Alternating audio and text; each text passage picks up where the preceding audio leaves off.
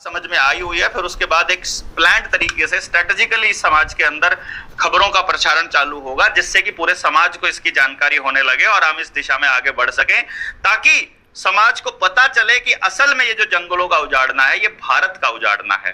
ये भारत उजड़ रहा है, भारत की सभ्यता उजड़ रही है। यदि देश अपने भारत को बचाना चाहते हो, जो अखंड भारत का सपना देखने वाले लोग हैं, जो किसी भी तरह का अपना धर्म के आधार पर, संप्रदाय के आधार पर भारत बनाना चाहते हैं, भाई हम हिंदू राष्ट्र बनाना चाहते हैं। मैं आपको एक चीज बता देता हूं, इस बात को बीजेपी वाले भी मतलब एक तरह से ध्यान रख लें। भारत कभी भी हिंदू राष्ट्र नहीं बन सकता, कभी भी नहीं बन सकता। यदि हिंदुओं को अपना एक देश चाहिए तो उनको एक देश भारत से अलग बसाना पड़ेगा, क्योंकि भारत का मतलब है गांव आधारित, प्रकृति पर निर्भर होने वाली व्यवस्था।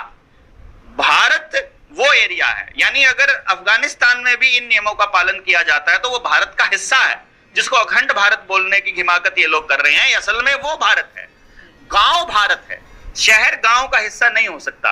तो तुम हिंदू अपने हिंदू आधारित मान्यता के आधार पर अगर कुछ बनाना चाहते हो, तुम शहर में तुम बना सकते हो। जब सारे गांव उजड़ जाएंगे और सारे जंगल उजड़ जाएंगे और सारे आदिवासी खत्म हो जाएंगे, तब तुम हिंदू राष्ट्र बना सकते हो।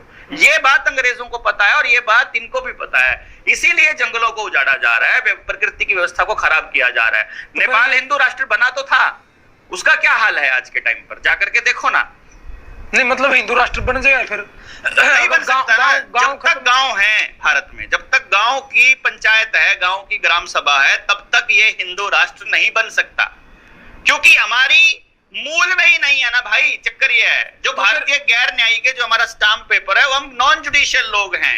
हिंदू राष्ट्र नॉन जुडिशियल का बन सकता है। 2011 की सुप्रीम कोर्ट की जजमेंट है, बेंच की जजमेंट है कि जो 8% आदिवासी लोग हैं, जो जंगल आधारित व्यवस्था में रहते हैं, वही भारत है, वही भारत के असली मालिक हैं, वही भारत के असली नागरिक हैं।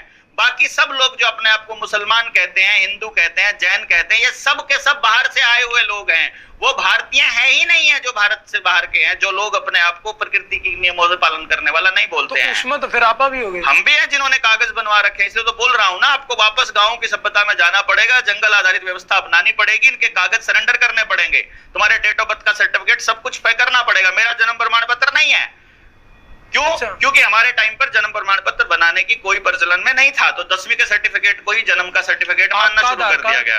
मेरा आधार कार्ड भी नहीं है मेरे पास। और अगर इनका मतलब डॉक्यूमेंट का सरेंडर कर दे तो वही असली भारतीय है, जिसके पास कोई कागज नहीं है और जो अपने समाज में व्यापार आधारित जीवन नहीं जीता है, वही भारत है। मतलब कोई व्यापार भी नहीं होना चाहिए। हमारे यहाँ देखो ना आप,